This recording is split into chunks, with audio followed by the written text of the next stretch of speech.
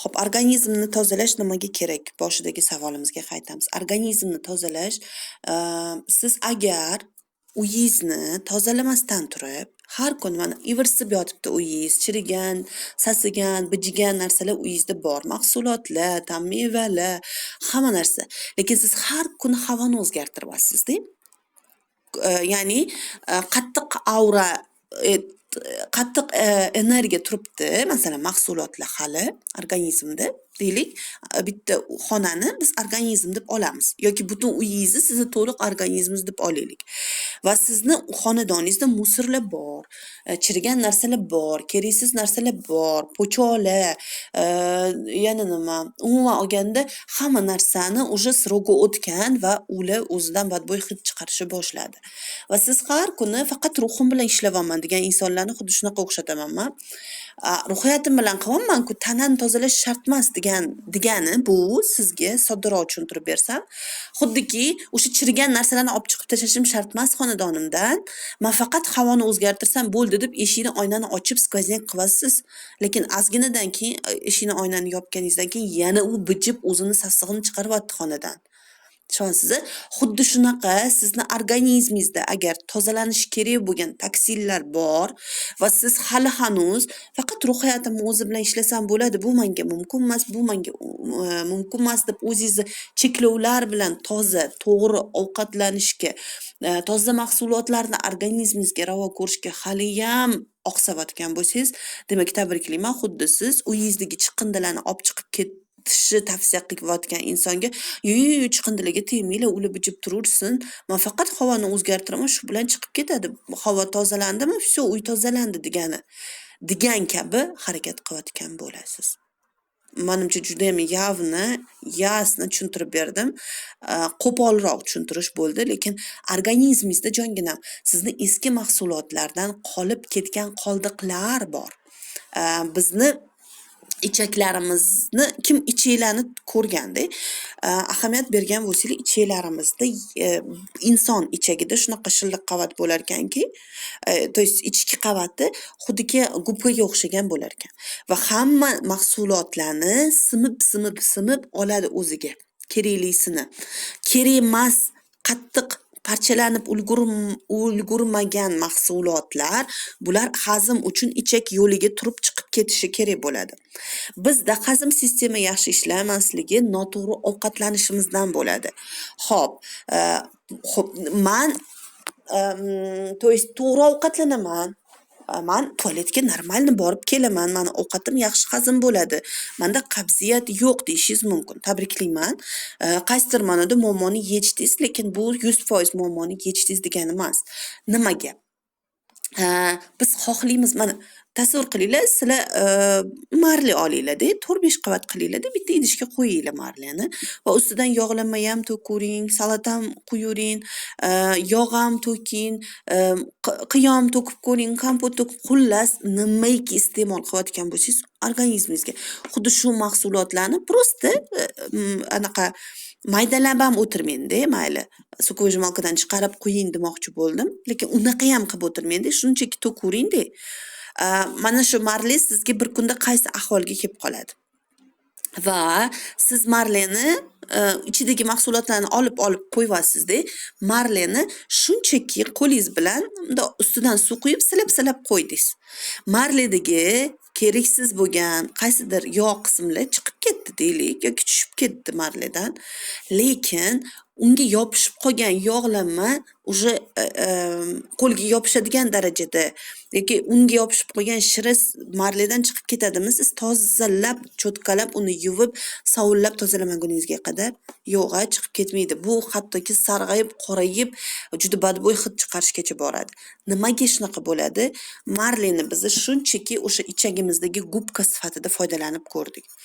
Ichaklaringizdagi gubkani chiqara olmaganingiz kabi oddiy suv bilan gubkaga yopishib qolgan ovqatni qoldiqlari va ular turgani sayin bizni ichagimizda yana bir musorni o'ziga tortadi va ikkita mahsulot chirib o'sha joyda qolib ketgani hisobiga u yerda qattiq toksinlar paydo bo'lishni boshlaydi. Mana shu toksinlar bizga ichakni kasallanishi yoki oshqozonni qaysidir qismidagi yallig'lanish yoki organizm o'zi umuman organizmingizga kasalliklarni chaqirishni boshlaydi. Nimaga? O'zidan badbo'y hid chiqargan, o'zidan chirindi hosil qilgan mana shu qoldiqlar endi o'ziga bakteriyalarni tortishni boshlaydi, jalb qilishni boshlaydi. Xuddiki anaqa issiqqa qo'yib qo'ying-da go'shingizni. Ozgina suv quyib qo'ying kerak bo'lsa. Qurib, u 1 soatdan keyin qarasangiz qatdan qurt paydo bo'lganini bilmaysiz. Issiqda qolib ketgan anaqa go'sht 3-4 kun qolgandan keyin u nima ahvolga kelishini bilmaysiz. Даже uyingizni tutib ketadigan darajada sasib ketadi.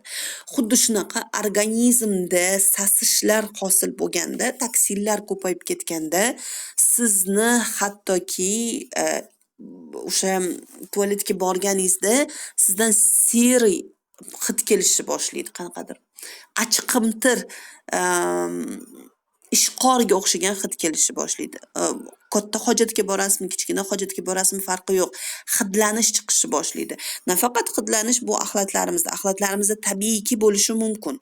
Chunki bugun yeganimizni bugun hazm qilish uchun bizda o'zimizga, organizmimizga yordam bermayapmiz. Lekin 1 haftalab, 2 haftalab qolib ketgan o'tdagi qoldiqlar bor.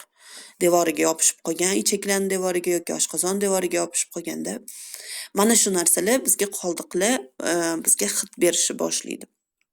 Va shu bilan birgalikda bizni endi tana a'zolarimizdan ham hidlar paydo bo'lib chiqishni boshlaydi. Asosan qo'ltiqdan yoki og'izdan yoki umuman terlaganingizda tanadan g'alati achqimtir yoki juda yoqimsiz hidlar tarqalishni boshlaydi. Bu nima degani? Bu seni organizmingda toksinlar ko'payib ketdi, baraka topkur. Men shunaqa ahvolga keldimki, senga уже teri orqali signal beryapman, menga yordam ber deyapti.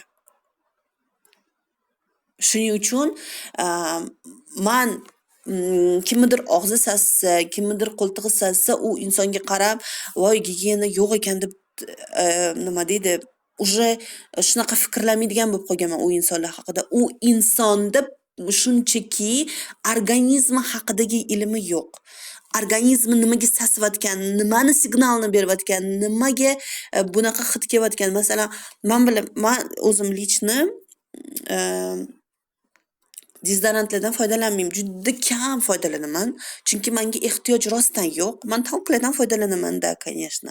Kremlardan foydalanaman tanam uchun, lekin ochig'ini aytaman, dezodorantni men unaqa ham yaxshi ko'rmayman. Yaxshi ko'rib ishlatmayman, chunki menga rostdan ehtiyoj yo'q.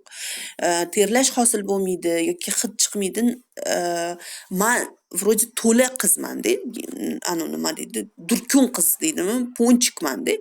Menda asosan o'zi terlash bo'lish kerak yoki menda hidlanish bo'lish kerak. Lekin organizm shunaqa narsaki, agar siz u bilan ishlayotgansiz, siz uni tozalab turarkansiz, sizda rostdan bunaqa hidlar bo'lmaydi.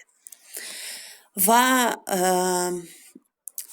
mana o'rtoqlarim har doim dezodorant sotib olaman, конечно, gigiyena uchun doimo, har doim yaqin dugonam dezodorant ishlatmaysan-ku deb u olib ketadi-da menikini, har doim.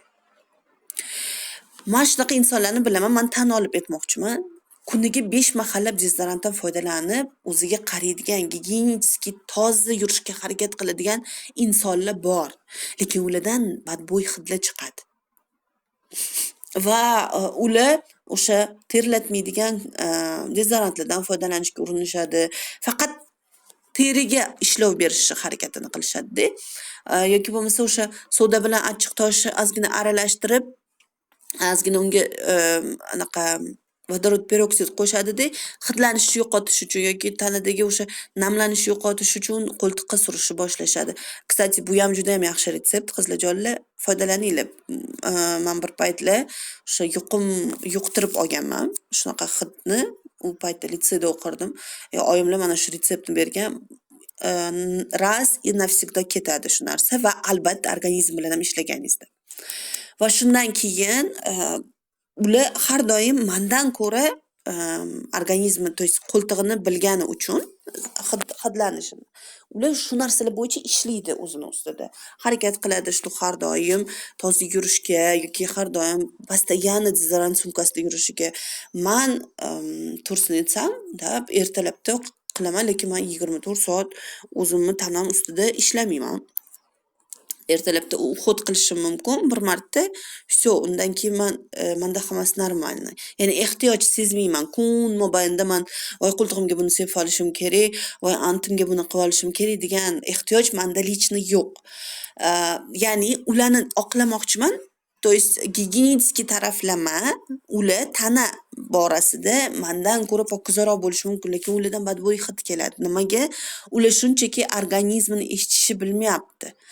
Ular shunchaki organizmiga nima ortib ketdi, nima qilish kerak, tozalash kerak, uni qanaqa tozalash kerak, shuni bilmagani uchun ko'p holatlarda o'zini juda неловкий положениyalarga qo'yib qo'yishadi. Kimnidir oldida juda anaqa nima deydi? O'zini noqulay his qilishni boshlashadi. Tabiiy siz bilasiz, siz o'zingizga o'rganib ketgan hid bo'lishi mumkin-da. Masalan, shunaqa insonlarni ham ko'rganman.